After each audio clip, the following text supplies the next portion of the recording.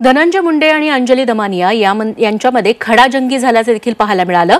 धनंजय मुंडेंकडून दमानियांचा बदनामिया असा उल्लेख करण्यात आला। मुंडेंनी बदनामिया ऐवजी पुरामिया म्हणावं असं म्हणत अंजली दमानिया यांनी धनंजय मुंडेंवरती आता पलटवार केलाय।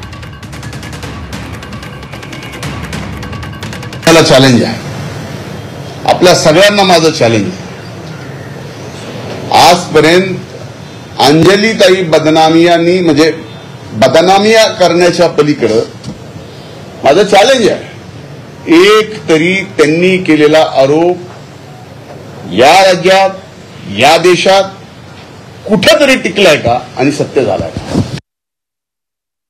आणि ही जी समिती आहे ज्याच्यात मी सकाळी देखील वाचून दाखवलं, मुख्य सचिव, अपर मुख्य सचिव म्हणजे वित्त, अपर मुख्य सचिव नियोजन, प्रधान सचिव माहिती विज्ञान आणि इतर सगळे असे 8-9 लोक, 7 लोक प्लस 2 असे सगळे जे आहेत तेच याच्यावर निर्णय घेऊ शकतात।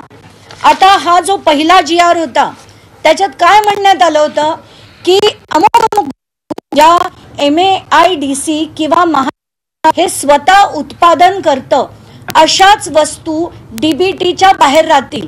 बाकी उत्पादन न केलेल्या प्रत्येक वस्तू DBT खाली द्यायची असेल तर त्याचे पैसे ट्रान्सफर करण्यात यावे, हस्तांतरण डायरेक्टली त्यांच्या खात्यात करण्यात यावं असा सरळ डायरेक्शन्स होते।